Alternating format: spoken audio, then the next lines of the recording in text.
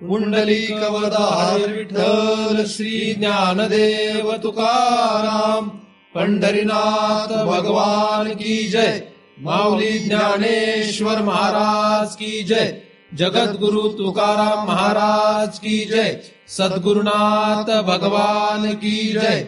हरि ओम तत्सत।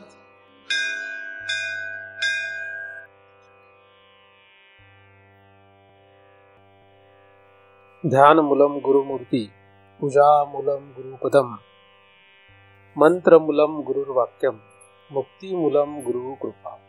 ब्रह्मेवाहम अहम ब्रह्म न चाहम ब्रह्मणा पृथक, नाहम देहो न मे देहा केवलहम सनातन। या ठिकाणी आपण नेहमीप्रमाणे दृग्दृश्य विवेक या ग्रंथाचा अभ्यास करण्यासाठी एकत्रित जमलेलो आहोत आणि आतापर्यंत आपण 16 श्लोकांचा अभ्यास केलेला आहे। 17व्या श्लोकाचा आपण अभ्यास करतो आहोत।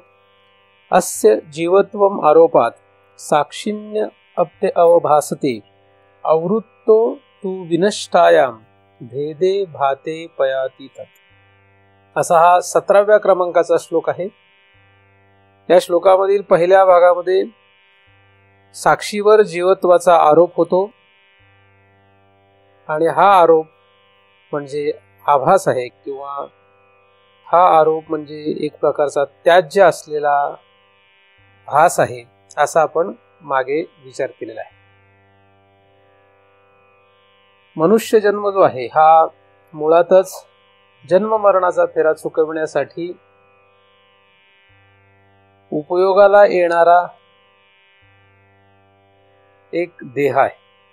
मनुष्य जन्म हा दुर्मिळ आहे असं शास्त्रामध्ये सांगितलेलं आहे। एकदा वेळ गेली की मग हातात काही नाही। या जन्मानंतर पुन्हा मनुष्य जन्म मिळणं अवघड आहे, कारण की या जन्मानंतर पुन्हा मनुष्य जन्म येणं हे काकताल न्यायाप्रमाणे असतं। म्हणजे कदाचित 2 हातांच्या टाळीमध्ये कावळा सापडणं जितकं कठीण आहे, त्याचप्रमाणे मनुष्य देह पुन्हा मिळणं हे कठीण आहे।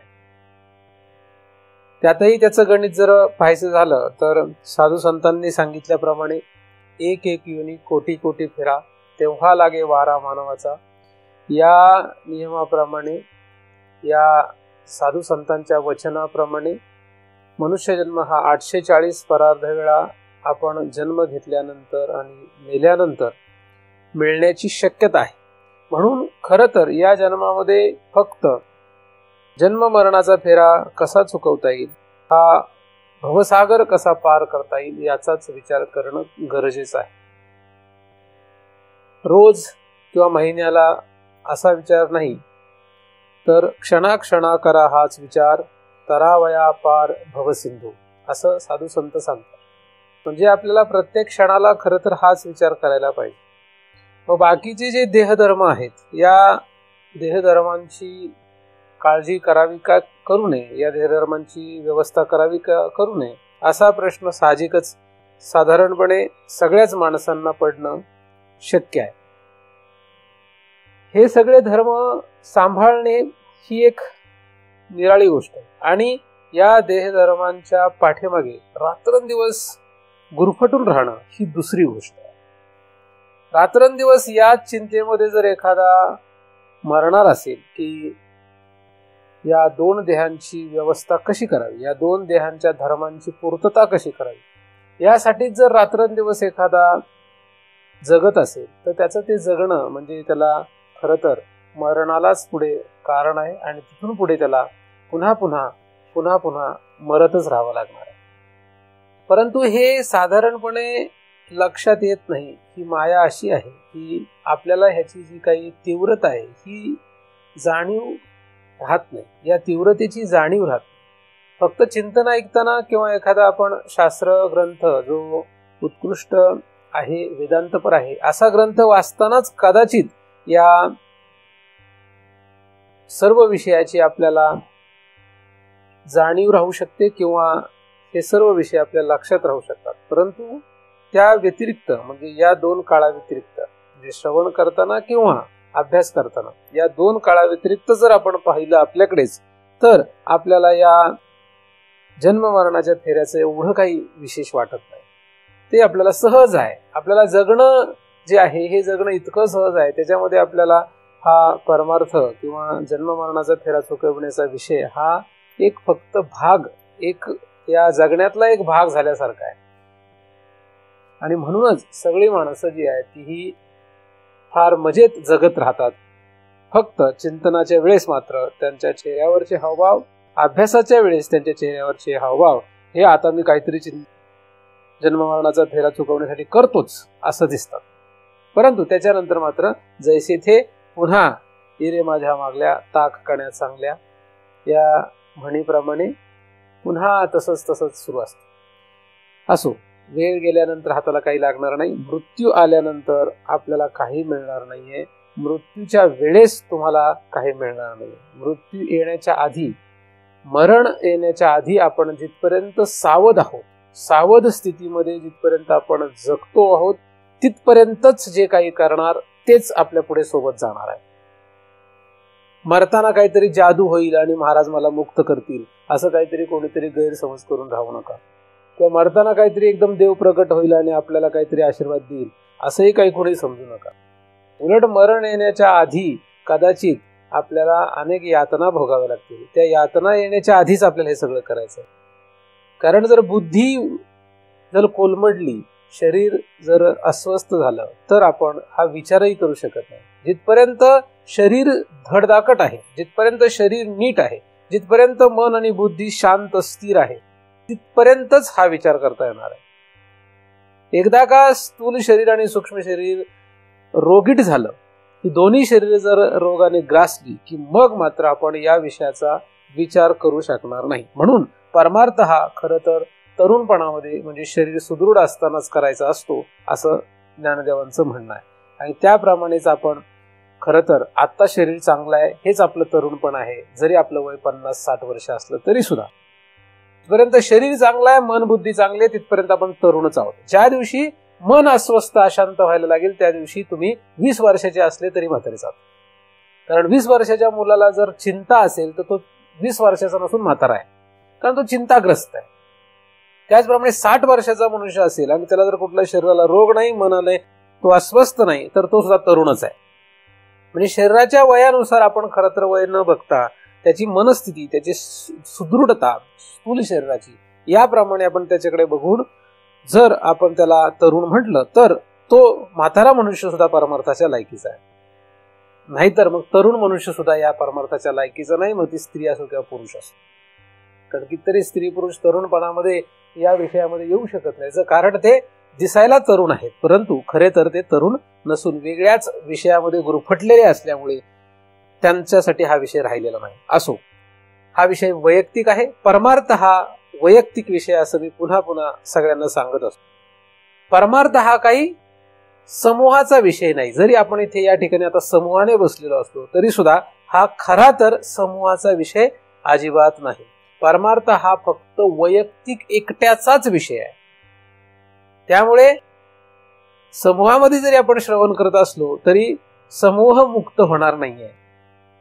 आणि त्यासाठी प्रत्येकाने स्वतः प्रयत्न करणं हाच उपाय आहे. आणि तो केलेला प्रयत्न हा शास्त्राशी जुळतो का, तो केलेला प्रयत्न सद्गुरूला मान्य आहे का, या सगळ्याचे आपल्याला उत्तर पाहिजे. म्हणजे शास्त्र आणि सद्गुरूची मान्यता त्या प्रयत्नाला असल्याशिवाय, शास्त्र आणि सद्गुरूची प्रसन्नता त्या आपल्या प्रयत्नाला असल्याशिवाय कधीही मुक्त होता येत नाही. सद्गुरू प्रसन्नता आणि शास्त्र प्रसन्नता ही शास्त्रामध्ये लिहिलेली आहे. म्हणजे शास्त्र आणि सद्गुरूला अप्रसन्न करून किंवा प्रसन्नता प्राप्त न करता कधीही कुठलाही जीव या त्रिलोकामध्ये मुक्त झालेला नाही आणि इथून पुढे होणार नाही. जर आपल्याला मुक्त व्हायचं असेल तर पहिल्यांदा आपण स्वतः प्रसन्न पाहिजे, म्हणजे स्वतःची स्वतःवर कृपा पाहिजे, नंतर शास्त्राची पाहिजे आणि मग सद्गुरूची सुद्धा आपल्यावर कृपा असणं गरजेचे आहे, प्रसन्नता असणं गरजेचे आहे. त्याच वेळेस या चक्रातून आपण बाहेर पडण्याची शक्यता आहे. म्हणून पहिल्यांदा स्वतःची स्वतःवर कृपा करा. म्हणजे काय करा? स्वतःची स्वतःवर कृपा करा म्हणजे स्वतः परमार्थ करा, दुसरं काही करत बसू नका. हीच स्वतःची स्वतःवर कृपा आहे. कारण परमार्था व्यतिरिक्त दुसरं काहीही करणं ही आपल्यावर आपली कृपा नाहीये. म्हणजे स्वतःची स्वतःवर कृपा करून घेणं म्हणजे आपण परमार्थाच्या दिशेने जाण्यासाठी स्वतःलाच शिकवणं, का त्याच्या व्यतिरिक्त खरं काही नाहीये. जगामध्ये जे सुरू आहे सगळं आपल्याला काही उपयोगाला येणार नाहीये भगवंत प्राप्तीचा. त्यामुळे स्वतःवर कृपा करणं म्हणजे भगवत प्राप्तीच्या दिशेने जाण्यासाठी प्रयत्न करणं हीच आपल्यावर कृपा आहे. आणि मग त्यासाठी पुढे सहाय्यक म्हणून आपल्याला शास्त्र आणि सद्गुरूचा नक्कीच उपयोग होऊ शकतो. जीव जो आहे हा जीव या चक्रामध्ये गुंतलेला आहे. या चक्रामध्ये नक्की कोण गुंतलंय असा मोठा प्रश्न आहे. तर सगळ्यात महत्वाचा त्याचा विषय जो असा आहे की जीव हा या चक्रात गुंतलेला आहे. म्हणजे तुमचं शरीर जे आहे हे नाही, सूक्ष्म शरीर ते सुद्धा नाही. सूक्ष्म शरीर सुद्धा गुंतलेलं दिसतं म्हणून त्याला काढण्याचा प्रत्येक जण प्रयत्न करतो. बरेच लोक त्याला सूक्ष्म शरीराला शांत स्थिर करण्याचा प्रयत्न करताना दिसतात. परंतु खरं तर या दोन शरीरापैकी कोणीही या चक्रात गुंतलेलं नाही. या चक्रात जे प्रामुख्याने गुंतलेलं आहे तो आहे जीव. जीव या चक्रामध्ये गुंतलेला आहे. त्यामुळे या जीवाला आपल्याला त्या चक्रातून बाहेर काढायचं. हा जो जीव आहे या जीवाचा पुढे दोन शरीराच्या संबंधाने जीवपणा आहे किंवा जीवत्व आहे. जीवाची सिद्धी खरं तर दोन शरीरामुळेच होते, नाहीतर जीव तसं सिद्ध होत नाही. जीव हा सिद्ध होण्यासाठी दोन शरीर आहेत. दोन शरीर आहेत म्हणून जीव दिसतो. आपल्याला तर फक्त स्थूल शरीर दिसतं म्हणूनच आपण जीव म्हणतो. पण खरं तर सूक्ष्म शरीराचे असणं हे सुद्धा जीव असण्याचं लक्षण आहे. स्थूल शरीर सूक्ष्म शरीर याच्यामुळे जीव सिद्ध होतो. परंतु तरी सुद्धा जीवाचं खरे अस्तित्व जे आहे ते अविद्येवर अवलंबून. म्हणजे अविद्या जर असेल तरच जीव आहे आणि दोन शरीर असेल तर जीव आहेच, यात काही नवल नाही. म्हणून या तीन शरीराच्या संबंधाने खरं तर जीव आहे. शरीर जे आहे ते वेष्टी स्थूल सूक्ष्म शरीर हे जे आहेत, वेष्टी स्थूल सूक्ष्म कारण शरीर त्रय उपहित जीव असा एक अभ्यास आपण मागे पाहिलेला आहे. म्हणजे जीवाची व्याख्या करताना या तीन शरीरांना उपहित असलेलं जे चैतन्य आहे त्याला जीव म्हणतात असा आपण विचार केलेला आहे. म्हणजे तीन शरीरांच्या संबंधानेच त्याला जीव म्हणतात. तर या तीन शरीरामध्ये गुंतलेला जो आहे तो जीव आहे. या तीन शरीरांच्या संबंधाने बाहेर गुंतलेला आहे तो सुद्धा जीवच आहे. कारण तो फक्त इथेच राहतो असं नाही, त्याच्या बाहेरही जातो. तर असा हा जो जीव आहे या जीवाचा जो जीवत्वाचा आरोप आहे तो कोणावर त्याने केला, तर तो केला साक्षीवर. साक्षी, साक्षी म्हणजे भगवंत, साक्षी म्हणजे देव. आपल्या शरीरामध्ये साक्षी आहे. आपल्या शरीरामध्ये असलेल्या साक्षीला साक्षी का म्हणायचं हाही मोठा प्रश्नच आहे.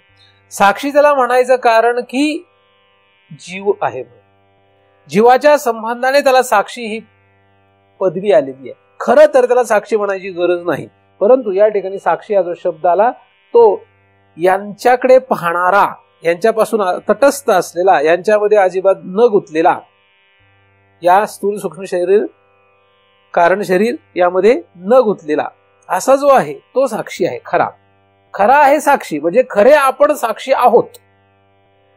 खरे पण खरे आहोत म्हणण्यापेक्षा खरे होतो. भूतकाळामध्ये आपण साक्षी होतो. भूतकाळामध्ये आपण या त्रिलोकाला अधिष्ठान असलेला देव होतो. पण आता राहिलो नाही.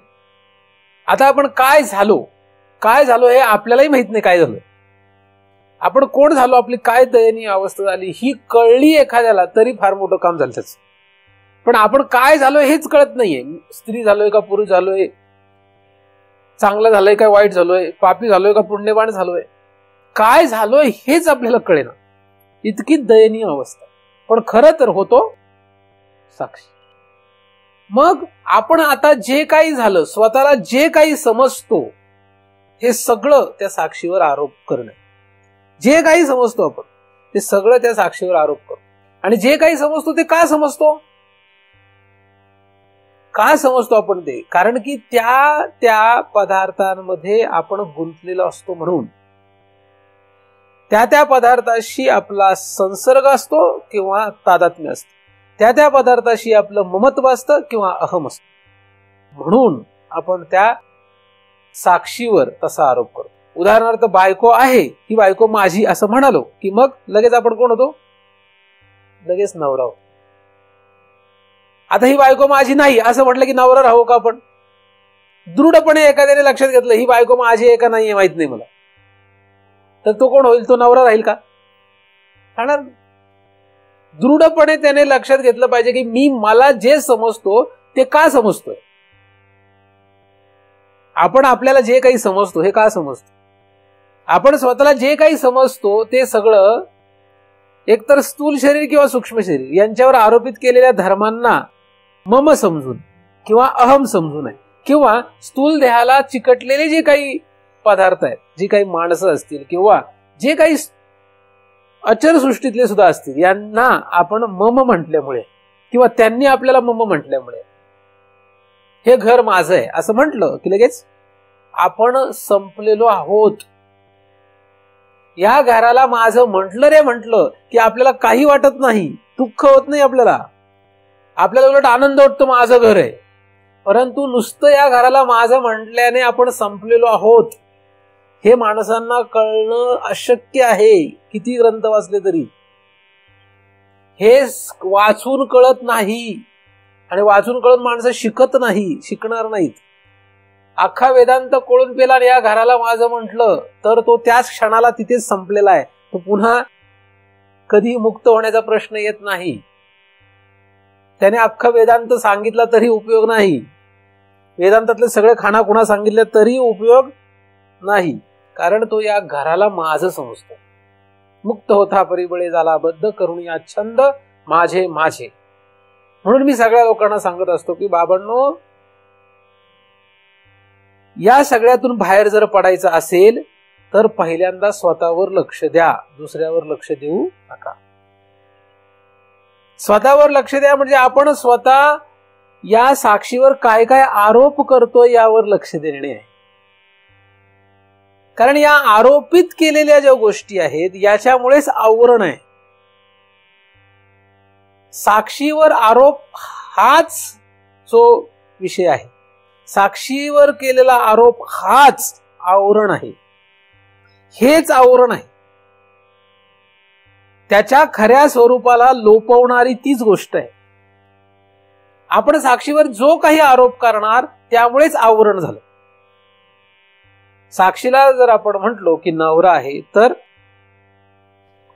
तिथे तो आरोप झाल्यामुळे साक्षीचं खरं स्वरूप नुसत्या तेवढ्या म्हणण्यानेच लोपलेलं आहे. म्हणून आपल्याला कशालाही माझं म्हणता येत नाही. पुत्र, संतती, बायको, वित्त यांना आपण जर माझं समजलो आणि अख्खं वेदांत पाठ केला, माझं समजलो म्हणजे नुसतं तोंडाने बोलण्यापुरतं नाहीये, यांना जर माझं समजलो तर रजगुणामुळे त्याचे डोळे जातात असं ज्ञानदेव महाराज म्हणतात. रजगुण म्हणजे काय? रजगुणामुळे त्याचे ज्ञानदृष्टी लोपते असं ज्ञानेश्वरीमध्ये लिहिलेलं आहे. आणि रजगुणाला कारण कोण सांगितलेत? पुत्र, मुलगी असू देत, म्हणजे संतती, वित्त, पत्नी, या सगळ्यांना माझं समजणं. मग हे माझे नाहीत हे आपल्याला कोण शिकवेल?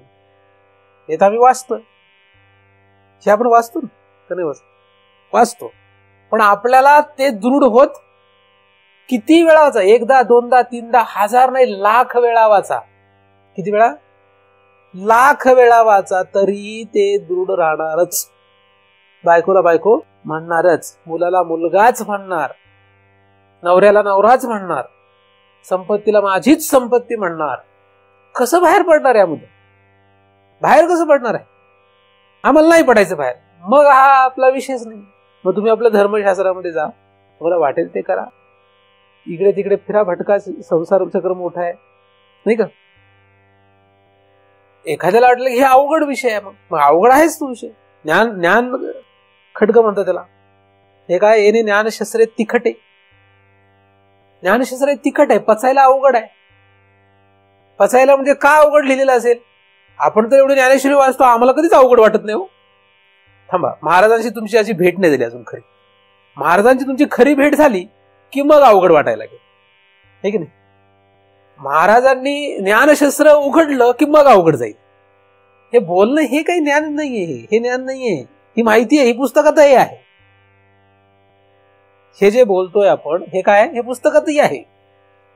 पण हे उपयोगात कसं आणायचं?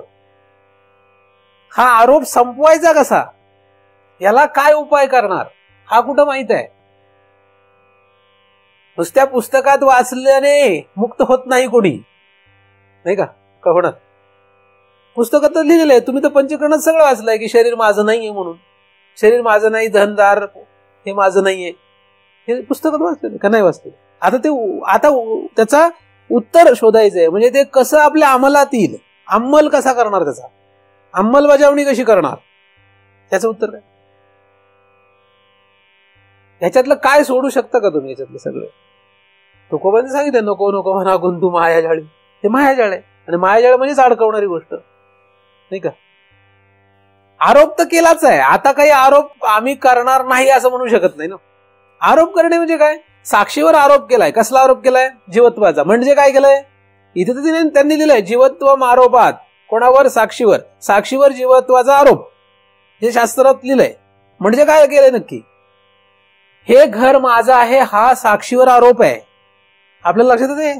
पण कोणीतरी येऊ द्या म्हणता, आवडी संपत्ती आमची आहे, फ्लॅट आमचा आहे, हे घर आमचं आहे, बंगला आमचा आहे, ही शेती आमची आहे. मग त्यांचं काहीच नाही, पोटीलोपार्जित आहे, स्वतः काही कमवलेलं नाही. आणि स्वतः कमवलेलं असले तर मग तर काय एकदमच लाल बुंद होतील ते. बरं ते असू देत, असली तर असू दे त्यांच्या नशिबाने. पण त्याने डुबले ना.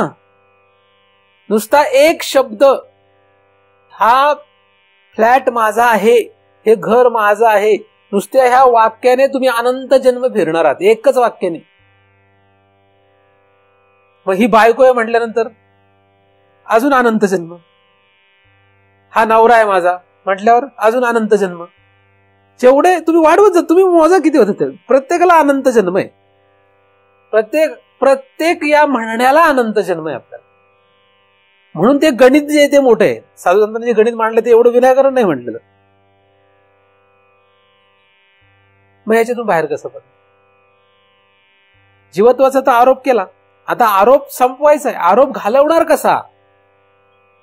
बरं सगळेच पदार्थ आपोआप जात नाहीत. आता एखादा म्हटला की हे सगळे ज्याच्यामुळे मी हा गोंधळ करून बसलो ते सगळे पदार्थ गेले पाहिजे, त्याग करायचा, सगळ्याचा त्याग कर. काय काय त्याग ना? एखाद्या झालं सगळं त्यागायचंय. आपण विचार करूया, त्यागायचं ठरवलं एखाद्याने, चल मी आता बायको त्यागतो, नवरा त्यागते, मुलाबाळांचा त्याग करतो, संपत्तीचा त्याग करतो, हे सगळ्याचा त्याग करायचं ठरवलं. कुठपर्यंत करीन? फक्त अंगावरच्या कपड्यापर्यंत. याचा त्याग करता येईल? याचा त्याग केलं की संपलं नाही का? मनुष्य देहाचा त्याग केला की विषय संपला. कारण पुन्हा मनुष्य देहा द्यावा लागेल. मग तिथपर्यंत अभ्यास नाही मग हा. कारण मनुष्य देहामध्येच फक्त हा विषय आहे. वर स्वर्गामध्ये गेलं आणि तिकडे जर काही देवाधिक भेटलं तर तिकडे हा विषय नाहीये. पुन्हा इथे यावंच लागतं. त्याच्यामुळे मग करणार काय? मुळात तर त्यागणं अवघडच आहे. त्यागायचं ठरवलं तरी त्यागता येणार नाही. आपणच निघून जायचं ठरवलं, कुठे जाणार? कुठे जाऊन कुठे जाणार? आणि सगळ्या पदार्थांचा नाश करायचा ठरला तर सगळ्या पदार्थांचा नाश करू शकत नाही. ज्या ज्या पदार्थांना आपण चिटकून बसलो त्या पदार्थांचा नाशही करता येत नाही. म्हणजे ह्याचं उत्तर आपल्याला जे आहे ते काही असं शोधता येणार नाही, असं सापडणार नाही. त्याच्या पलीकडे काहीतरी वेगळा विचार करावा लागेल की जेणेकरून आपल्याला यांचा त्याग करता येईल. त्याग तर करायचाच आहे, पण त्याग करताना कसा त्याग होईल, त्याचा काय करावं लागेल यासाठी आपल्याला विचार करावा. त्याग करायचा नाही असं मी कधी सांगितलेलं नाही, पण कसा त्याग करायचा हे मात्र आपल्याला कळून घेतलं पाहिजे. याची कला आपल्याला अवगत करून घ्यावी लागेल. त्यासाठीच ज्ञान मार्ग आहे. पहिल्यांदा आपण काय केलंय चूक ही लक्षात घेतली पाहिजे. चूकच लक्षात येत नाही. शास्त्र सगळं पाठ आहे, शास्त्र सगळं माहित आहे, सगळे अभंग पाठ आहेत, ज्ञानेश्वरी पाठ आहे, अमृत अनुभव पाठ आहे, पण काय माहित नाहीये चुकलंय काय आपलं. काय मी चुकलो का असा प्रश्न आहे. काय चुकलो? काही नेणं वेच हे चुकलो. काय मी चुकलो का? काय चुकलोय काय नक्की? आपल्याला जर आपली चूक माहित नाही तर नुसतं परमार्थ कशाला करताय? काय चुकलोय माहित नाहीये पण परमार्थ करतोय. काय बाबांनी सांगितलं करा, गुरूंनी सांगितलं, कोणीतरी शेजारच्यानी सांगितलं, हिला तिने सांगितलं, असं करून हे सगळं गोळामेळा झाला सगळा आणि दिंडी चालली. कुठं चाललेत? कशाला चाललेत? का चाललेत? काय चुकलंय काय आपलं? काहीतरी करण्याच्या मागे काहीतरी कारण पाहिजे. परमार्थ करतो म्हणजे विनाकारणच करतो असं असेल त्याला काही अर्थ नाही. आंधळ्याचा बाजार आहे. परमार्थ सुद्धा काय झाला, भ्रम झाला तयार. काय चूक आहे आपली हे शोधलंच पाहिजे. जर चूक लक्षात येत नाही तर नुसतं परमार्थ करण्यात अर्थ नाही. कितीतरी लांबून लोक येतात ऐकायला, आहे की नाही माझं, मी काय सांगतो. आणि तुम्ही किती अडचणीतून येत आहे तुम्हालाही माहिती आहे. तेवढा प्रवास करायचा, शारीरिक कष्ट, मानसिक कष्ट, घरातले कष्ट, अनेक सगळ्या प्रकारच्या संकटांना तोंड देत देत देत देत यायचं, ऐकायचं काय सांगतात महाराज. म्हणजे थोडं सोपं थोडीच आहे असं एकदमच पाहिलं तर, विचार केला तर, नाही का. पण मग हे सगळं जे आपण करतो तर नुसतं करतो का करतो, काहीतरी चुकलं ना आपलं, काय चुकलंय ते शोधायला नको. म्हणजे चूक लक्षात न घेता नुसतं राबतोय त्याला काय अर्थ नाही.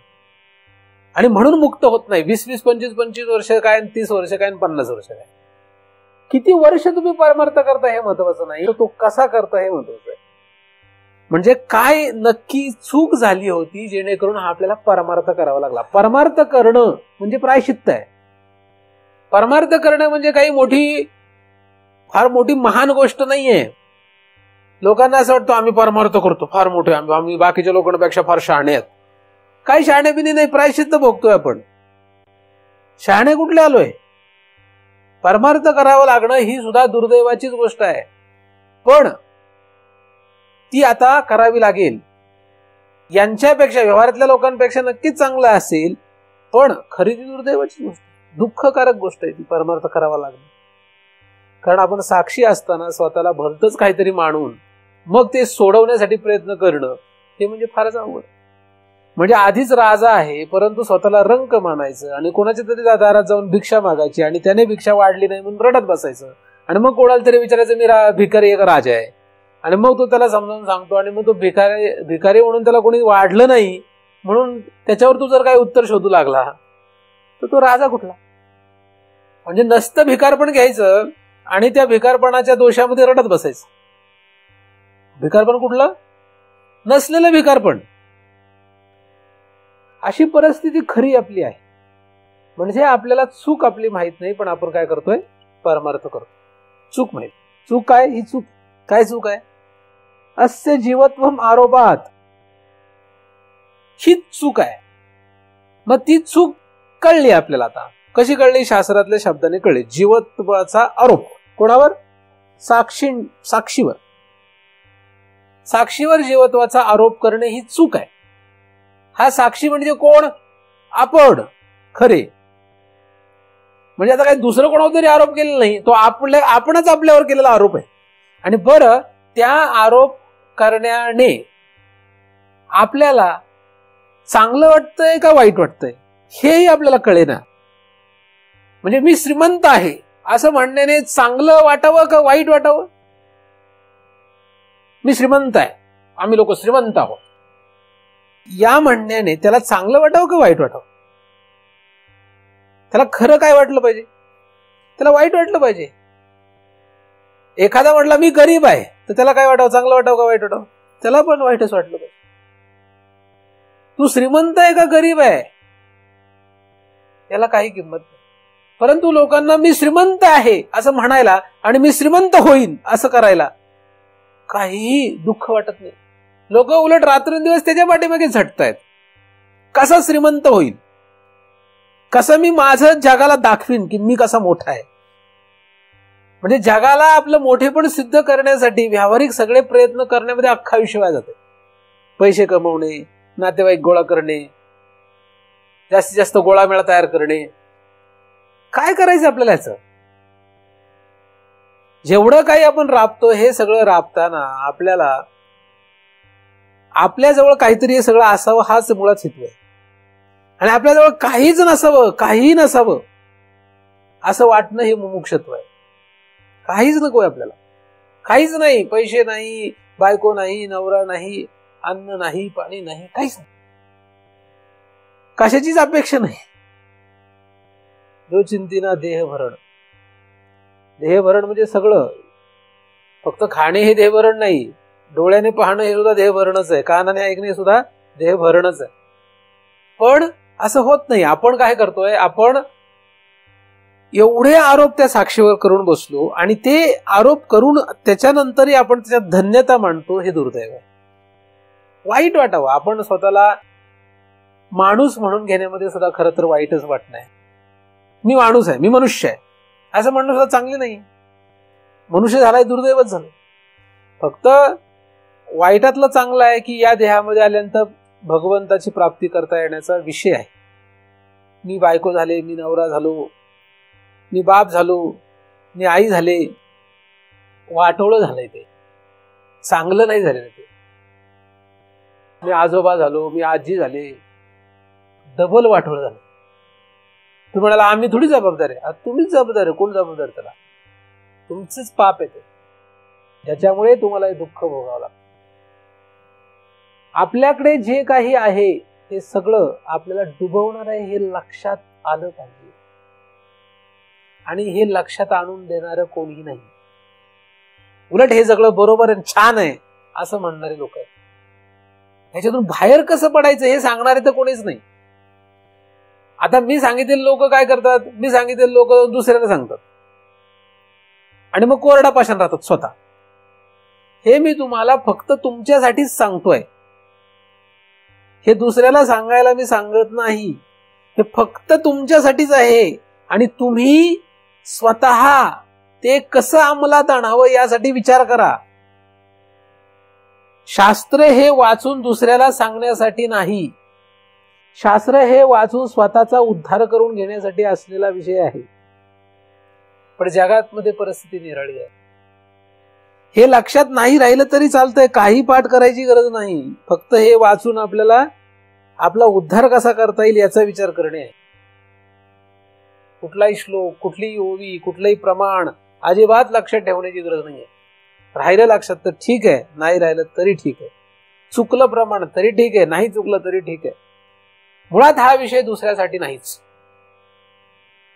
हा फक्त स्वतःसाठी विषय. आणि स्वतःसाठी आपण हे करत असताना स्वतःच्या या करण्यामध्ये दुसऱ्याचा उद्धार होत असेल तर होऊ देत. पण मात्र हा विषय काय आहे? फक्त स्वतःचा आणि स्वतःचा आहे. जीवत्वाचा आरोप म्हणजे काय? जीवत्वाचा आरोप म्हणजे स्थूल शरीराला चिकटलेल्या कोणालाही माझं समजणे, हाच पहिला सगळ्यात मोठा आरोप. आणि याच आरोपातून जर एखादा बाहेर पडत नसेल तर स्थूल शरीर, त्याच्यापुढे सूक्ष्म शरीर, त्याचे धर्म, त्याच्यापुढे अविद्या, ह्या सगळ्यांचा आरोप कधी घालवणार? जे स्थूलातूनच आपण बाहेर पडू शकत नाही. आणि आपल्यासाठी फार मोठा प्रपंच मुळातच साधू संतांनी सांगितलेला नाहीच आहे. फार मोठा प्रपंचातून आपल्याला बाहेर पडायचं नाही. आपल्याला प्रपंचातून बाहेर पडण्यासाठी फार छोटासा प्रपंच आहे. तुकोबांच्या अभंगाप्रमाणे आपण नेहमी विचार करत असतो, माता पिता बंधू बहीण इष्ट मित्र सज्जन सखा, राजा नातेवाईक, देशीचा चौधरी, नवरा बायको, संतती, वित्त, बस याच्या पलीकडे काय राहिलं? काही नाही. एवढंच फक्त आपल्याला डुबवायला कारण आहे. त्यांना फक्त आपलं म्हणायचं नाही, माझं म्हणायचं नाही. मग माझं म्हणायचं नाही म्हणजे फक्त मनाने म्हणायचं नाही असं नाही. प्रत्यक्षात जेव्हा ते उतरेल, नाहीच आहे माझं, काही संबंधच नाही, काय व्हायचं ते होऊ देत, काय व्हायचं ते होऊ देत, माझं नाहीये हे, इथपर्यंत जेव्हा भूमिका तयार होते तेव्हाच आपल्याला पुढे जाण्याची शक्यता आहे. नाहीतर हे सगळं वाचून काही उपयोग होणार नाही. मग हे कसं करावं? आपल्या आपल्या अधिकारानुसार कसं करावं हा एक वेगळा विषय आहे. म्हणून सद्गुरूची गरज असते, नाही तर सद्गुरूची काही गरज नाही. आपल्याला कळलं तर सद्गुरूची गरज नाही. तुमचं तुम्हाला कळलं तर तुमचं तुम्ही करा बिंदास. पण नाही कळलं तर मग कोणीतरी ज्याला हे कसं हे करावं असं कोणीतरी परमार्थामध्ये आहे का? परमार्थ करणाऱ्यामध्ये आहे का? की जो सद्गुरूकडे गेला आणि म्हणाला की महाराज मला सांगा, माझ्या बायकोला मी माझी बायको म्हणणार नाही असं करण्यासाठी काहीतरी मला सांगा. माझी बायको मला माझी बायको वाटणारच नाही, ही माझी आहे म्हणून, यासाठी काय उपाय सांगा. किंवा हा माझा नवरा मला माझा नवरा वाटलाच नाही पाहिजे, ही माझी संपत्ती ही माझी संपत्तीच वाटली नाही पाहिजे, यासाठी काय उपाय सांगा. असं कोणी म्हणतो का? अशी कोणी म्हणताना बघितलेत का? एक तरी बघितलं असं कोणी? म्हणजे माझ्याकडे आजपर्यंत असं कोणी नाही आले बरं, की तो येऊन म्हणतो की महाराज तुकोबाने सांगितलं हे सगळे गुंतवणार आहेत, मग आता तुम्ही सांगा की ह्या सगळ्यांमधून आम्ही बाहेर कसं पडा. कोणीही आजपर्यंत एक पण आलेलं नाही, एक पण. 2 जाऊ देत, एकही नाही. हे एवढे सगळे शाबूत ठेवून मात्र बाकीचं सगळं विचारतात लोक. आणि तोच तर आपल्याला डुबवायला कारण आहे. खरंच सुरुवात कुठून आहे? देवाला जर शरण जायचं तर कुठून कसं जायला सांगितलंय? ह्या सगळ्यांना पहिल्यांदा मिथ्या ठरवायला. मग ते मिथ्या ठरवण्याचा विषय कुठं आहे? तो कसं ठरवणार? ऐकून पुन्हा पुन्हा विचार करून ठरत नाहीत मिथ्या. यांच्यावर नुसता विचार करून ते मिथ्या ठरलेले नाहीत कोणाचे.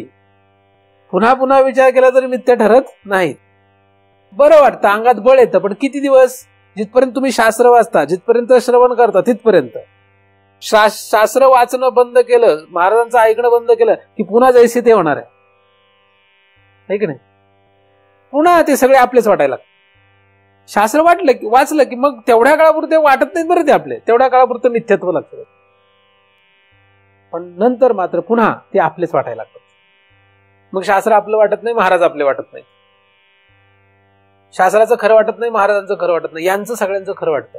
आणि यांचं सगळ्यांचं खरं वाटणं, शास्त्र आणि महाराजांचं खरं न वाटणं, हाच मोठा आरोप आहे साक्षीवर. हा सुद्धा काय झाला? अश्रद्धा ही. आणि अश्रद्धावान पुरुषाला कधीही ज्ञान होत नाही. अख्खं जग एका बाजूला आणि शास्त्र एका बाजूला, अख्खं जग एका बाजूला आणि महाराज एका बाजूला, अशी जेव्हा परिस्थिती येते, अशा काळात सुद्धा जर आपण शास्त्राला धरून राहिलो, अशा काळात जरी आपण महाराजांना धरून राहिलो, तरच कदाचित उद्धार होण्याची शक्यता असते, नाहीतर उद्धार होत नाही. मग शास्त्रावरच शंका असेल, महाराजांवरच शंका असेल, तर मग परमार्थच करू, दुसरं शास्त्र शोधा. काय गरज नाही ना हे शास्त्र अवलंबायची. दुसरं शास्त्र बघा, दुसरे महाराज बघा, पण तिथे पण ही श्रद्धा तेवढीच लागणार नाही का? तुम्ही कुठेही गेले तरी शेवटी काय लागणार? तुम्हाला श्रद्धा जी ठेवायची तेवढी अशी हातचा राखून चालत नाही, ती पूर्णतच ठेवावी लागते. कुठलं शास्त्र आणि कुठले सद्गुरू, कुठले शास्त्र आणि कुठले महाराज, हे कोणी ठरवावं? तुम्हीच ठरवावं. पण एकदा का ठरवलं की मग मात्र तिथून माघार घेता येत नाही. तिथे पूर्णतः जे होईल ते होईल, तिथे पूर्णतः आपल्याला शरणागती पत्करावीच लागते. नाहीतर जगामध्ये तुम्ही कधीही पुढे जाऊ शकणार नाही. म्हणजे या विषयामध्ये कधी आपली गती होऊ शकत. जीवत्व, तर जीवत्व जे आहे, हे जीवत्व म्हणजे या सगळ्या प्रपंचाला माझं म्हणणं, हेच जीवत्व.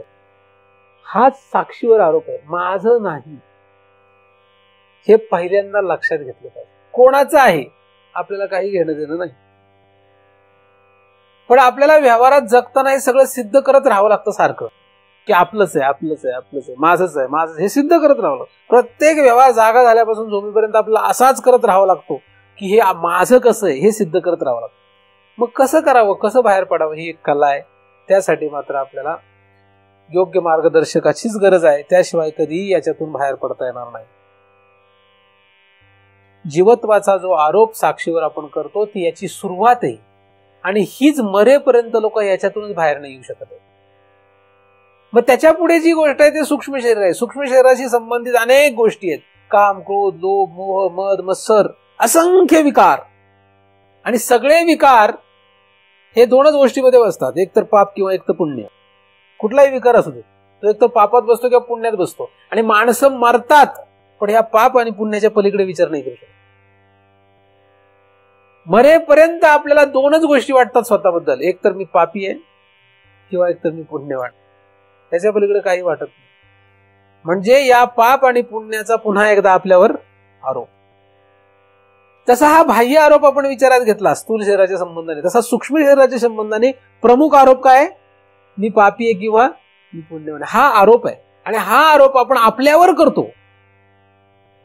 तुम्ही जीवनमुक्ताची लक्षणं जर बघितली, जीवनमुक्ताची जर तुम्ही वर्णनं पाहिली विचारसागर ग्रंथ किंवा अशा ग्रंथांमधून बघा, मग तुम्हाला असं लक्षात येईल की तो जीवनमुक्त जो असतो तो शेवटपर्यंत पाप किंवा पुण्यात्मक कर्म करताना दिसतो, पण तरी सुद्धा तो स्वतःला कधीही त्या पाप पुण्यामध्ये ठरत नाही. पण तो एकदमच त्याने तसं केलेलं नाहीये. त्याने ते अभ्यास केलाय, त्याने ती कृपा प्राप्त केली आणि मग त्याच्या तो पलीकडे गेलाय त्या पाप पुण्याच्या. आपण स्वतःवर तर आरोप करतोच, दुसऱ्यावरही आरोप करतो. आपण स्वतःवर आरोप करून गप्प बसलो असतो ठीक आहे. आपली सवय काय, इथे बसलेले प्रत्येक जण याच भानगडीत पडलेले की हे पापी दिसतात, बरोबर, हे जरा विचित्र दिसतात. दुसऱ्यावर आरोप करण्यामध्ये आपण धन्यता मानतो, स्वतःवर तर आहेच आहे. खरं तर दुसऱ्यावर आरोप करत बसावं काय? अजिबात. स्वतःवर आपण आरोप करतो, दुसऱ्यावरही करत राहतो. जगातल्या कोणावरही आरोप करत बसू नका की तो पापी आहे का पुण्यवान आहे. त्याची मीमांसा करत बसू नये, कोणाचीच नाही. जगामध्ये कोणाचीही पापी किंवा पुण्यवान अशी मीमांसा, असा विचार करत बसू नका. चांगला आहे का वाईट आपण सांगूच शकत नाही. जगामध्ये कोण चांगलं आहे आणि कोण वाईट आहे, जगामध्ये कोण पापी आहे आणि कोण पुण्यवान आहे, याचा विचार आपण करूच शकत नाही. विचार करताच येत नाही आपल्याला. पण करतात लोक साधारण माणसांचा तर विचार करतातच, पण महाराजांचा सुद्धा लोक विचार करतात. महाराज जरा पापी वाटतात, चुकीचीच वाटतात. मोठमोठ्या महाराजांवर लोक आरोप करतात, ज्यांची लायकी पण नाही अशी लोक सुद्धा करतात. मग शंकराचार्य पीठाचे जर शंकराचार्याने कोणाबद्दल काहीतरी बोललं की लोक म्हणतात शंकराचार्यांना जरा कळतच नाही बरं, एवढे वयस्कर झाले पण त्यांचं काही डोकं चालेना वाटतंय आपल्याला. असं कोण म्हणतंय? मूर्ख माणसं. म्हणजे आरोप करण्याची जी सवय आहे ती कशी आहे? स्वतःवर तर आरोप करतो, दुसऱ्यावरही आरोप करतो. स्वतःवर काय काय आरोप आहेत हेच माहित नाहीत. आरोप काय करतो हे माहितच नाही आपल्याला. मुळात शुभाशुभ कर्मे निपजती या प्रकृती धर्मे ती या मूर्खमती भ्रमे मी करता म्हणते. ठीक आहे. आणि ऐसा अहंकारादी रूढ एक देशी मूढ तया परमार्थ हा गुढ उकलावाना. हे ज्ञानेश्वरीत फक्त वाचतोय आपण, पण ते उतरायचं कसं आपल्या आयुष्यात याचा विचार नाही. काय केलं म्हणजे उतरेल, काय करावं लागेल हे कसं करावं.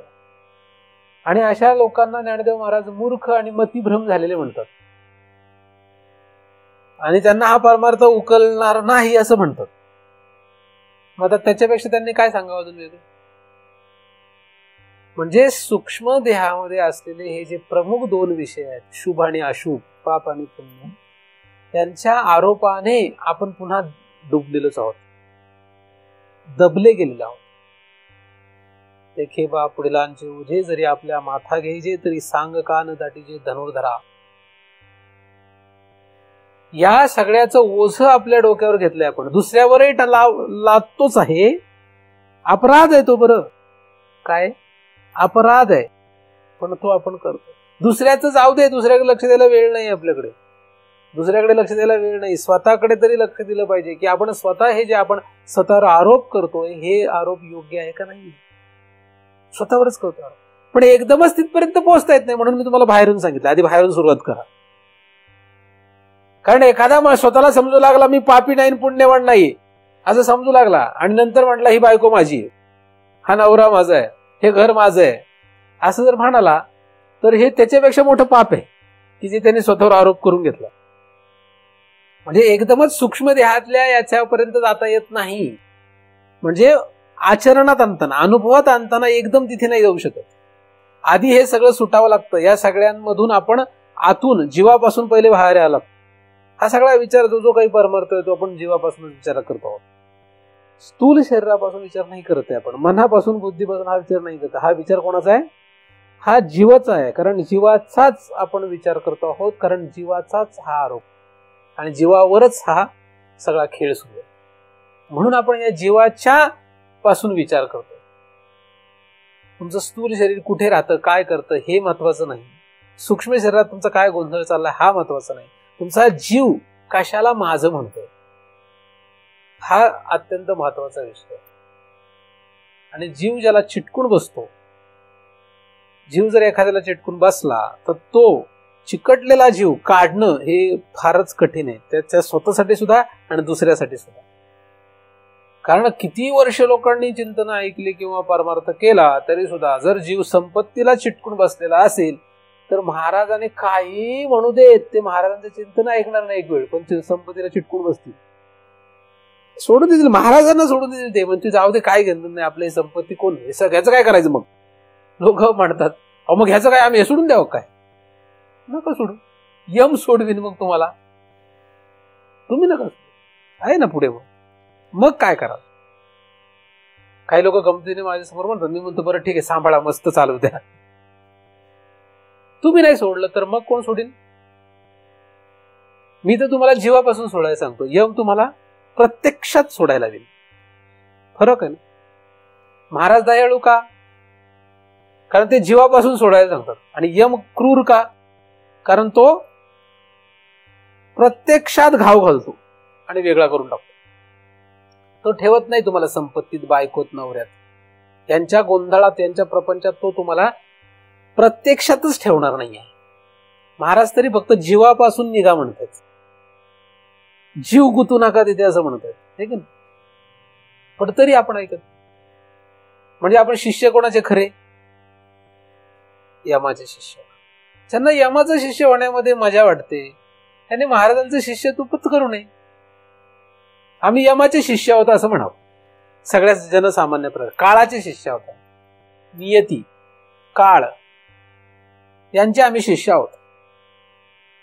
ही अशी दयनीय अवस्था आपली झाली आहे.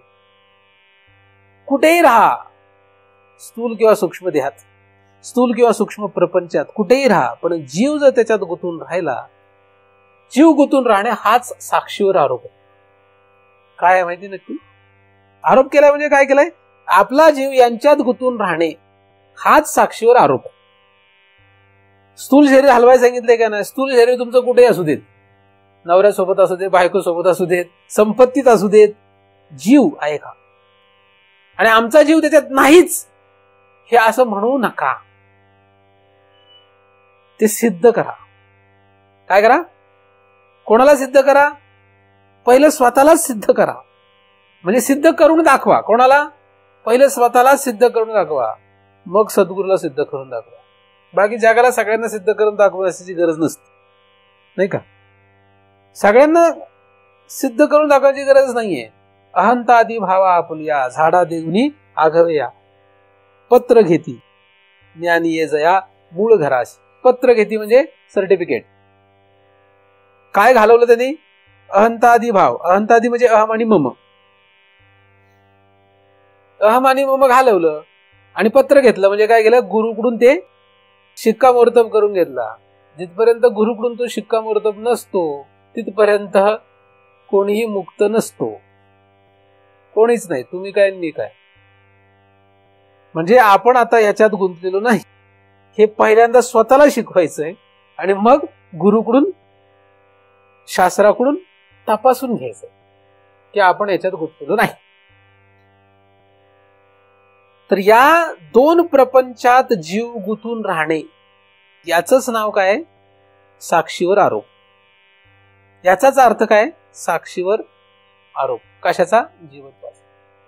मग या प्रपंचात गुंतलेले नाहीत असं जेव्हा आपली स्थिती होते, म्हणजे जेव्हा आपल्याला हे आपलं वाटत नाही, हे आपलं नाही, मी वापरतोय पण आपलं नाही, हे उपकरण मी वापरतोय पण माझं नाहीच आहे, हा दृढ भाव.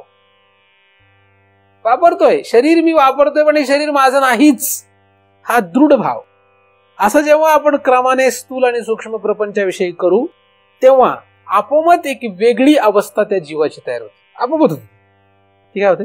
आपोमत ती अवस्था तयार होते आणि मग तो खरा तर अविद्येपर्यंत पोहोचतो. आणि या अविद्येचा आणि माझा काही संबंध नाही इथपर्यंत तो जर गेला तर मग त्याला त्याच्यातून काहीतरी बाहेर पडता येईल. परंतु हे जे आवरण तयार झालं, आवरण, आवरण म्हणजे काय?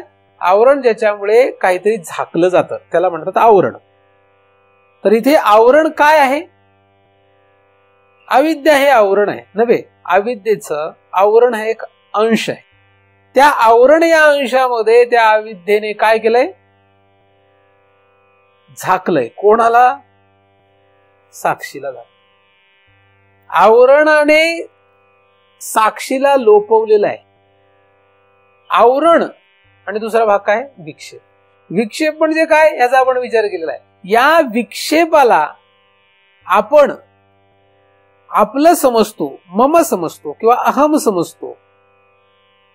या विक्षेपाला आपण मम किंवा अहम समजतो. हीच खरं तर आवरणाची सिद्धी आहे.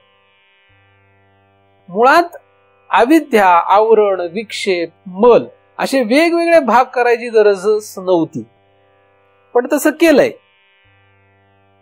मुळात एकच आहे अविद्या. जसं मुळात फक्त सोनच आहे, परंतु ज्याला ते घालायचंय गळ्यामध्ये त्याच्या दृष्टीने तो अलंकार झाला आणि अलंकार झाला तरी तसं सोनच असतो. त्याचप्रमाणे मुळात खरी तर नुसती अविद्याच आहे. पण विक्षेप का म्हणतात आणि मग आवरण का म्हणतात, त्या अविद्येलाच. तसं वर्णन का करावं लागलं? जसं सोन्यापासूनच अंगठी होते, नेकलेस होतो, बांगड्या होतात, हे जसं एका सोन्यापासूनच वेगवेगळे विक्षेप तयार होतात, त्याचप्रमाणे या अविद्येपासूनच, अविद्येचेच पुढे आवरण आणि विक्षेप असे भाग केले. नाहीतर हे विक्षेप म्हणजेच आवरण आहे आणि हे आवरण म्हणजेच अविद्या आहे. हे तिन्ही खरं तर एकच आहेत, अविद्या. यांना असं काहीतरी विक्षेप घालवला म्हणजे मग पुढे आता मला आवरण घालवायचंय, मग आवरण गेलं मग अविद्या घालवायची, असं खरं तर नाहीये. खरं तर हा विक्षेप गेला पूर्णतः कीच आवरण जात, आणि आवरण गेला की विक्षेप गेलेला असतो, आणि हे दोघं गेले की अविद्याच गेलेली असते. म्हणजे अविद्या नसणं म्हणजेच हे दोन नसणे, किंवा हे दोन नसणे म्हणजेच अविद्या नसणे. मग हे कसे घालवावे? तर विक्षेपामध्ये जगतोय आपण अविद्येमध्ये जगत नाहीये, आपण आवरणामध्ये जगत नाही. आपण कुठे जगतोय? विक्षेप मध्ये जगतोय. मग हा विक्षेप जो आहे तो पहिला थांबला पाहिजे, विक्षेपातून सावध झालं पाहिजे. काय विक्षेप आहे याचा आपण आधी बराच अभ्यास केलेला. विक्षेप म्हणजे कुठपर्यंत आहे? किडामुंगीपासून ब्रह्मदेवापर्यंतचा विक्षेप आहे. 14 भुवनांचा हा विक्षेप आहे. पण एवढा मोठा प्रपंच जाऊ देत, आपल्याला जेवढा साधू संतांनी सांगितलं तेवढा प्रपंच, तेवढा विक्षेप. हा विक्षेप काही करून जीवाने थांबवला पाहिजे. विक्षेप म्हणजे काय? तुम्ही अस्वस्थ केव्हा होता? एखाद्या पदार्थाला माझं म्हटलं की अस्वस्थ होतो. कोणी पण, तुम्ही काय मी काय, आपण अस्वस्थ केव्हा होतो?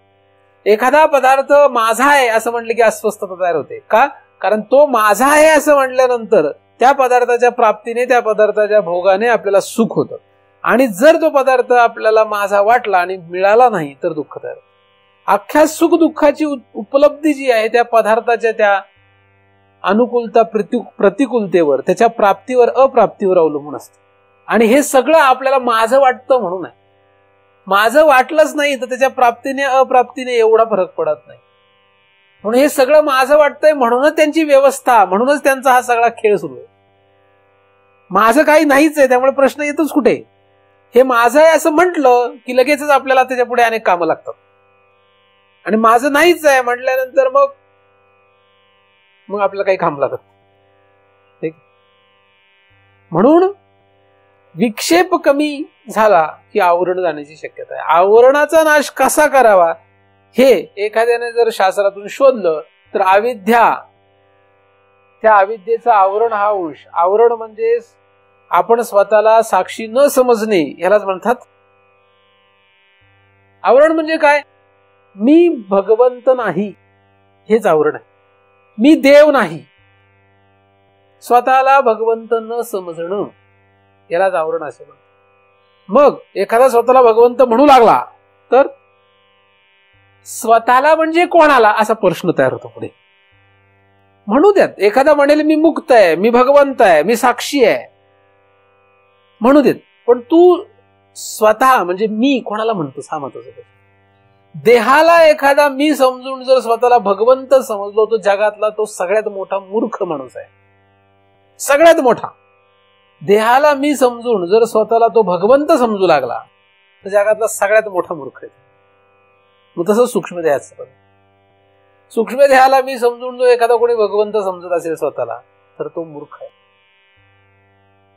स्थूल देह, सूक्ष्म देह यांच्या पलीकडे, या दोन प्रपंचाच्या पलीकडे कशालाही मी समजणे, कारण किंवा महाकारणाला मी समजणे, हे सुद्धा खरं तर मूर्खपणाचं आहे. म्हणजे कुठल्याही देहाला मी समजून जर स्वतःला तो भगवंत समजत असेल, साक्षी समजत असेल तर तो खरा शहाणा नाही आहे, तो वेडाच आहे. तो जगात जरी चांगला वाटला, मोठा वाटला, महाराज वाटला तरी सुद्धा खरं तर त्याचं काही खरं नाही, कारण तो या चक्रामध्ये गुरफटलेलाच राहणार. आवरण, स्वतःला देव न समजणे, स्वतःला भगवंत न समजणे, आपल्या स्वरूपाची यथार्थ ओळख नसते. आपला आपण पेया विसरू जो धनंजया, म्हणजेच आवरण. आवरण म्हणजे काय? आणि त्या विसरातून तयार झालेले जे काही आहे ते विक्षेप आहे, असं आपण अनेक वेळा विचारात घेतलेलं आहे. म्हणजे स्वतःलाच विसरणं. का विसरणं? कारण आरोप केला चुकीचा. पहिले आरोप बंद करावे लागतील. स्वतःची ओळख नंतर आहे. आरोप बंद, चुकीच्या गोष्टी ज्या आहेत त्या पहिले बंद कराव्या लागतील. मला कोणी नाही, आई नाही, बाप नाही, बायको नाही, नवरा नाही, मुलं बाळ नाही, संपत्ती नाही, काही नाहीये, मला काहीच नाही माझ्याकडे, अनाथ आहे मी, कपल्लक आहे. हे लक्षात घेतलं पाहिजे स्वतः. कधी पण, आज नाही तर उद्या, या जन्मी नाही तर पुढे कधीतरी, जेव्हा केव्हा लक्षात येईल तेव्हा. आज तुम्हाला काही घाई नाही, तुम्ही आरामात कराय सगळं, घाई नाही आपल्याकडे. पण जेव्हा केव्हा हे लक्षात येईल की आपल्याला कोणीच नाहीये, आपल्याला कोणी नाही, मी कोणाचं नाही, मी कोणाचं नाहीये आणि माझं कोणी नाही, हे आपल्याला जेव्हा लक्षात येईल. पण असं होत नाही. आपल्याला कोणीतरी आपलं असावं असं वाटतं आणि आपण कोणाचं तरी असावं असं वाटतं. कोणाचं तरी म्हणजे पैशाचं, किंवा पैसे आपले, पैसे सुद्धा अच्छा जरी असला तरी सुद्धा तो आपला आहे असं वाटतं आणि आपण त्याचे आहे असं वाटतं. वाटतं का नाही? तर हे जे आहे हे जिथपर्यंत राहील तिथपर्यंत आवरण दृढ राहील. का आवरण का दृढ राहील? कारण की जिथपर्यंत आपण हा असा आरोप केला तिथपर्यंत हे सगळं झाकलं गेलं. स्वतःला दुसरं समजल्यामुळे कोण आहोत हे कळत नाही. जसं आपण मागे एका नाटकाचं उदाहरण घेतलेलं आहे. तो हा आहे असा आरोप झाला की मग तो हा जो कोणी म्हटलं त्याला, तर त्याचा शोध घेण्यामध्ये बराच काळ जातो. नक्की हा म्हणजे कोण आहे आणि हा असा कसा आहे, नाही का? म्हणजे त्याच्यावर जर आरोप झाला की हा एक कॅप्टन आहे, नाही का, असा आरोप झाला, मग तो कॅप्टन आहे म्हटल्यानंतर मग कॅप्टन म्हणजे काय याच्यावर बराच काळ जातो. त्याचीच मीमांसा करत बसावं लागते. मग तो तंबाखूचा व्यापारी आहे असा दुसरा आरोप झाला की मग हा तंबाखूचा व्यापारी म्हणजे काय आहे नक्की, मग ह्याच्यात बराच वेळ जातो. मग ह्या तंबाखूचा व्यापार या विषयावर विचार करण्यामध्ये तो जो मूळ पुरुष आहे त्याच्या बाजूलाच राहतो. तसं हा नवरा आहे असं म्हटलं की नवरा या विषयावरच अख्खं आयुष्य जाते का नाही जाते? तुमचं अख्खं आयुष्य कशावर चाललंय? फक्त बायको किंवा नवरा समजण्यात मारणार आहात आणि हाच शोध लागणार नाही की मी बायको होते का नव्हती. अख्खं आयुष्य कशा संपणार आहे? मी बायको होते का नव्हते हेच शोधा फक्त. बस जाऊ दे, परमार्थ जाऊ दे लांब. तुम्ही बायको आहात का नाही कोणाची, आणि तुम्ही कोणाचे तरी नवरा आहेत का नाही, एवढं शोधण्यात अख्खं आयुष्य घालवा. बस एवढंच करा परमार्थ, म्हणजे काहीच करू नका. आहेत का नाही याचं उत्तर एक दिवस येऊन सांगा, मी कोणाची बायको नाहीये असं ठामपणे येऊन सांगा. मी कोणाचाही नवरा नाही असं ठामपणे येऊन सांगा. मग मी तुम्हाला एक परीक्षा सांगतो, मग तुम्हाला एक अभ्यास सांगतो, मग त्याच्यात बघू काय होतं. किंवा ही संपत्ती माझी नाही, किंवा हे मुलं माझी नाहीत, किंवा हा बाप माझा नाही, आई माझी नाही, असं म्हणा फक्त. एवढं शोधून या फक्त, खरं आहे का खोटं आहे. आणि मग पुढची परीक्षा आपण त्याची घेऊया. असं कोणी म्हणायला येणार नाही मला माहित आहे, कारण तेवढी आपल्यात हे नाहीये, धैर्य नाहीये, धीरता नाही, वीरता नाहीये, एवढी वीरता नाहीये आपल्याला. तर मरताना सुद्धा आपण काय म्हणणार आहे? मरताना सुद्धा काय म्हणणार? ही बायको काळजी घे ग, जातो आता, असं काय म्हणणार मरताना सुद्धा? हा काळजी घे, आता मी चाललो, असं मरताना तो म्हणेल. किंवा ही म्हणेल काळजी घ्या बरं माझ्या नंतर, पोराबाळांची काळजी घ्या, संपत्तीची काळजी घ्या, ह्याची काळजी घ्या. लोक उलट जागताना हाच प्रयत्न करतात की या सगळ्या संपत्तीची विल्हेवाट बरोबर कशी करून जाता येईल. संपत्तीच्या नादात लोक एवढी विचित्र लागलेत की ती सगळी संपत्ती बरोबर मुलाला कशी मिळेल ह्याच्यासाठी प्रयत्न करतात. सगळी नीटनेटकी व्यवस्था करण्याचा प्रयत्न करा बरं. इतकी उत्कृष्टपणे करतात, मला त्यांचं सगळं हे पाहून इतकं हसू येतं, आश्चर्य वाटतं की जीव किती भयंकर आहे. एवढा विचार जर परमार्थात लावला असता तर मुक्त झाला असता. परमार्थ ऐकणारे, चांगले चांगले अभ्यास करणारे, यांच्या आतमध्ये जीवावर काय बसलंय? आपल्यानंतर आपल्या बायकोचं कसं व्हायचं, आपल्यानंतर आपल्या मुलाचं कसं व्हायचं, आपल्यानंतर संपत्तीचं कशी विल्हेवाट लावायची, ह्याच्यात विचारामध्ये जीव इतका गुंतलाय की एवढा विचार जर फक्त ह्याच्यासाठी केला असता तर मुक्त झाला असता यवना. का नसतं झाला? खरं सांगा, म्हणजे झाला असता का नसता झाला? इतकी काळजी येते जीवाला. कशाची? काय करतोय आपण? म्हणजे मग आम्ही यांची काळजी करायची नाही का? अरे आत्ता यम दूत येतील, आत्ता खलास करतील तुला, विचारणार पण नाही. तू घरी विचारून आलास का नाही? मग काय करशील? मग पुढे काय करशील? मी तर काही तुम्हाला सोडायला सांगतच नाही, मी फक्त जीवातून काढायला सांगतो, बाकी काही सांगत नाही. जीवाने हे मानू नका, हे धरून बसू नका जे धरून बसलेले आहात. मी काही सोडायला सांगितलेलं नाही कोणाला. काय सांगितलं? काही मी म्हटलं काय सोडा हे सगळं? काही सांगितलं नाही, फक्त मी जीवातून काढायला सांगितलं तुम्हाला. जे चुकीचं समजून बसलोय आपण, अनंत जन्म हेच करत आलोय. हा आरोप अनंत जन्म आपण आपल्यावर केलाय. आपल्याला कोणी बायको नाही, कोणी नवरा नाही, कोणी मुलं बाळा नाही, काही संपत्ती नाही आपली, आहे म्हणून वापरतोय. बायको सुद्धा, नवरा सुद्धा. पण हे पचायला पहिली गोष्ट ऐकायलाच इथं कोणी येणार नाही. ऐकायला येण्यासाठी फार भाग्य लागतं. कोणी ऐकायला येऊ शकत नाही. आला तरी टिकू शकत नाही, टिकला तरी कळू शकत नाही, कळलं तरी पटणार नाही, पटलं तरी वाटणार नाही. हे सगळ्या पायऱ्या आहेत. वेदांत हे काही गमतीची गोष्ट नाहीये. वेदांत म्हणजे काय? येणे ज्ञान शस्त्रे तिखटे, निखळू हा निवटे, मग निशेष खता फिटे मानसीचा. निशेष खता फिटे मानसीचा. काही शिल्लक राहणार नाही. सगळ्या खता म्हणजे सगळे संशय दूर होत. पण हे कधी होईल? ज्ञान शस्त्रे तिखटे, हे सहन झालं पाहिजे. हे पहिलं लक्षात घेतलं पाहिजे. याच्यातून जर बाहेर पडायचं असेल तर आरोप करणं बंद करा स्वतःवर. पहिली सुरुवात कुठून आहे? बाहेरून.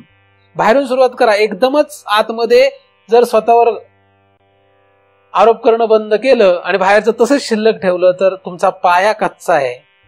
मग जरी म्हटले महाराज आमचे फार मोठे आहेत आणि महाराजांना आम्ही शरण आहोत, माझा तुम्हाला काही उपयोग नाहीये, किंवा माझा काय कुठल्याही महाराजांचा काहीच उपयोग नाहीये. पाया कसा पाहिजे? पाया कुठून आहे? आपला इकडून आहे, कारण इथे गुंतलेलो. तर इथून आपल्याला हे सगळं सोडवत निघायचंय आणि कुठपर्यंत जायचंय? साक्षीपर्यंत जायचं. तर साक्षीवर केलेला आरोप हा चांगला नाही. मोठ्यावर केलेला आरोप हा आपल्याला घातक असतो. हे पहिले लक्षात घ्या. साक्षी हा जगतामधला सर्वोत्कृष्ट आहे. साक्षी म्हणजे देव आहे. साक्षी म्हणजेच भगवंत आहे. भगवंतावर आरोप करणं योग्य नाही. म्हणजे स्वतःवर केलेला हा आरोप हा भगवंतावर केलेला आरोप आहे. याच्यातून बाहेर पडण्यासाठी आपल्याला काहीतरी करावं लागेल. शास्त्रामध्ये जे काही सांगितलेली साधनं आहेत ती त्या त्या अवस्थेनुसार गरजेप्रमाणे त्या त्या जीवांना सांगण्यात आलेली आहेत. परंतु तीच साधनं खरी आहेत असं समजून कोणी त्याच्यात गुंतून राहू नये. आपल्या अधिकारानुरूप साधन करावं. जीव हा जो आहे तो या साक्षीवर आरोप केल्यानेच सिद्ध होतो. म्हणून या साक्षीवरचे आरोप नष्ट करणे गरजेचं आहे. आवरण. आवरण म्हणजे स्वतःला देव न समजणे, स्वतःला भगवंत न समजणे, स्वतःचं यथार्थ स्वरूप लक्षात न घेणे, याचंच नाव आवरण. मग हे आवरण नष्ट कसं करावं याचा विषय आपल्याला या श्लोकामध्ये पुढे लक्षात घ्यायचा आहे. किंवा आवरण नष्ट करणं आणि आवरण नष्ट केल्याने काय होणं, काय होणार आहे याचा आपल्याला विचार करायचा आहे. पण त्यासाठी आधी आपण काय आरोप केला हे लक्षात घ्या. आरोप हीच चूक आहे. आरोप नाही करायचा. कोणावर? पहिल्यांदा. आणि दुसऱ्यावर नाहीच. नाहीच. दुसऱ्या म्हणजे जगातल्या कोणावरच आरोप करायचा नाही आपल्याला. आणि स्वतःवर तर नाहीच नाही. दुसरे आपले आरोप करतील का नाही? मग आपण दुसऱ्या आरोप नाही केला आणि आपण आपल्यावरही आरोप केला नाही तर दुसरे आपल्यावर आरोप करतील का नाही? माया कार्य प्रपंच ते करतीलच. ते महाराजांना म्हणणारच, हे महाराज काय विचित्र महाराज दिसतात, ते म्हणणारच. हीच तर परीक्षा असते. मग चोर म्हणून गांजीला का ईश्वर बुद्धी पूजिला, दोन्ही वेळेस. चांगला म्हणून कोणी पूजा केली आणि वाईट म्हणून हिणावलं तरी सुद्धा या पाप पुण्याचा मला संबंध नाही, याचा माझा काही संबंध नाही. या अवस्थेवर जो तो साक्षी रूपाने असेल तरच तो मुक्त असतो, अन्यथा कोणीच नाही. पण ही तर नंतरची अवस्था आहे. त्याच्यासाठी आधी काय करावं लागेल, पहिल्यांदा इकडून सुरुवात करावी लागेल. तर या सगळ्यांमध्ये राहा, पण या सगळ्यातल्या कोणालाही माझं म्हणायचं नाही, मम. कारण मम म्हणजे माझं माझं हाच बंध. बंध काय आहे? बंध काही वेगळा नाही. बंध म्हणजे माझे माझे. काय आहे बंध? तुकोबाने सांगितलेलं आहे. तुकोबाच तरी ऐका, माझं नाही ऐकलं तरी. मुक्त होता परी बळे झाला बद्ध. बळे म्हणजे खरं नाही, बळच. खोटं आहे ते, खरं नाहीये. बळे झाला बद्ध करुणी हा छंद. हा छंद आहे. छंद म्हणजे काही खरं नाहीये. पुन्हा करुणी हा छंद माझे माझे. तर माझं माझं सोडून द्या. राहा माझं माझं म्हणतात त्यांच्यामध्ये. तुम्ही असं काही लोकांना काळजी वाटत असेल, आपण जर यांना माझं माझं नाही म्हटलं तर हे आपल्याला हाकलून देतील किंवा आपण ह्याच्यात राहू का नाही. असं काही होत नाही. ते चिटकून बसतात. हे सगळ्या गोचिडी आहेत. सगळ्या आई बाप हे सगळे गोचिड आहेत. ते चिटकूनच बसणार. आपल्याला नवरा बायको हे चिटकूनच बसतात आणि गोचिड सारखे रक्त पित राहणार आपलं. म्हणजे पारमार्थिक आपलं सगळं रक्त काढून घेणार. ही सगळे कसे चिकटलेले आहेत आपल्याला, आपल्या अंगातलं पारमार्थिक रक्त ते पित असतात सारखं. आई बाप बायको नवरा मुलं संपत्ती गोतावळा हे सगळे आपल्या शरीरातलं जे पारमार्थिक रक्त आहे ते कायम काढून घेतात. आपल्याला नीट जगू देत नाही. त्याच्यामुळे काय आहे, सावध राहावं लागणार आहे की नाही. म्हणून सदैव काय करा, हा विचार करत राहा. ज्यामुळे आपण या संसार दुःखामध्ये पडलो त्याचा नाश करण्यासाठी आपल्याला प्रयत्न करायला पाहिजे. जीवत्वावर आरोप करणं म्हणजे काय याचा आपण विचार करतो आहोत. हा विचार आपण आतापर्यंत करत आलेलो आहोत. जीवत्वाचा आरोप करणं, जीवत्वाचा आरोप साक्षीवर करणं म्हणजे सोप्या भाषेमध्ये या घराला माझं म्हणणं, याला म्हणतात. मग हे सोडणार कसं, याच्यातून बाहेर कसं पडणार हे मात्र काही सांगता येत नाही. ही एक कला आहे. ही कला अवगत करण्याचा प्रयत्न करा. ही जर आपल्याला कळली नाही तर ज्याला कळते अशाच्या संघानेच हे कळेल. साधूच्या संगती करणूप आहे. पण साधूचा संघ हा सगळ्यात भयंकर असतो. जगातल्या सगळ्यात जर भयानक गोष्ट कुठली असेल तर साधू संघ. कारण साधू जे असतात त्यांची जर कृपा सुरुवात झाली तर आपलं वाटोळ व्हायला सुरुवात होते. काय होत असतं, संसारामध्ये वाटोळ व्हायला सुरुवात होणं हीच साधूची कृपा आहे. आणि संसारात भलं व्हायला सुरुवात होणं ही देवाधिकांची कृपा आहे, देवदेवतेंची. लोकांना कशामध्ये रस आहे, संसारातलं वाटोळ हे भगवंताच्या दिशेने घेऊन जाणार असतं आणि संसारातलं भलं हे देवदेवतेंमध्ये गुंतून ठेवणार असतं, पण भगवंताकडे घेऊन जात नाही. त्यामुळे आपल्याला जर भगवंताकडे जायचं असेल म्हणजे देवांच्या देवाकडे, देवदेवतेंच्या देवाकडे जर आपल्याला जायचं असेल तर या देवदेवतेंमध्ये रममाण होऊन जमणार नाही, असं शास्त्रामध्ये अनेक ठिकाणी सांगितलेलं आहे.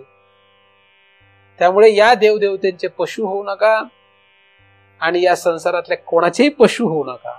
स्वतःला असे आरोपित किंवा आरोपी म्हणून घेऊन जगणं सोडून द्या. कोणी काही म्हटलं तरी आपण या आरोपाचा स्वीकार करणे नाही. शरीर हा सुद्धा एक आरोपच आहे. जरी दिसतो तरी आपण शरीरामध्ये, शरीरांचा माझा काही संबंध नाही, अशा अवस्थेपर्यंत जाणं गरजेचं आहे. जरी शरीर माझं दिसतं तरी सुद्धा शरीर माझं नाही, मी नाही, इथपर्यंत जायचंय. पण इथपर्यंत जाण्यासाठी असं आपल्याला हळूहळू प्रवास करणं गरजेचं आहे. नुसतं वाचून येऊ नका, नुसतं वाचून उपयोग होणार नाही. हे अंमलबजावणी करण्यासाठी जीवापासून जीवातच प्रयत्न करा. बाहेरचं जगणं मात्र समाजासारखं असू दे, त्याने काही फरक पडत नाही. जगताना बाहेरचं जगणं सगळ्यांसारखं, मोले घातले रडाया नाही असू ना माया, या नियमाप्रमाणे बाहेरचं जगणं जगाप्रमाणे लोकांना वाटलंच नाही पाहिजे हा काय विचार करतोय, म्हणजे हा त्याच्या पलीकडे आहे का नाही. सगळ्यां माझी असे सगळ्यांसारखा दिसे परी जाणता नेणीचे सोय जयाची. म्हणून बाहेरचं जगताना असं वाटलं पाहिजे की हा आपल्यातलाच आहे, पण त्याची जर खरा शोध घ्यायला लागला तर तो कुठे नक्की हा कोणाला थांगपत्ता लागला नाही पाहिजे. ही जी कला आहे ही कला साधण्यासाठी साधू संघ करा. साधूच्या संगती आपल्याला तरणोपाय सापडू शकतो. म्हणून साधू संघ काही झालं तरी सोडू नये. सत्संग साधू संघ हा सदैव घडो असा साधू संतांचा आपल्याला सांगावा आहे. हेच तुकोबाने अभंगांमधून सांगितलेलं आहे की संत संग देई सदा, सदैव मला संत संग दे. त्याचं कारणच हे आहे, संत संग दिल्यामुळे छान छान वाटेल, मस्त मस्त वाटेल असं नाही, तर गर्भवास पुन्हा येणार नाही किंवा सुखरूप गर्भवासापर्यंत आपल्याला पोहोचता येईल, म्हणजे भगवंतापर्यंत. तिथपर्यंत पोहोचता यावं यासाठी भगवंत आपणा सर्वांवर कृपा करोत. हा आरोप जितका भयंकर आहे, हा भयंकर असलेला साक्षीवरचा जीवत्वाचा आरोप नष्ट करण्यासाठी आपणा सर्वांना त्या साक्षीची, आपल्याच हृदयामध्ये असलेल्या या साक्षीची कृपा अवगत हो, अशी त्या साक्षीरूपी भगवंताच्या चरणी प्रार्थना करतो. आणि त्याच्या कृपेनेच निर्माण झालेलं हे चिंतन त्याच्या चरणी अर्पण करून इथेच पूर्णविराम देतो. पुंडलीकवरदा हरी विठ्ठल श्री ज्ञानदेव तुकाराम. पंढरीनाथ भगवान की जय. माऊली ज्ञानेश्वर महाराज की जय. जगद्गुरु तुकाराम महाराज की जय. सद्गुरुनाथ भगवान की जय.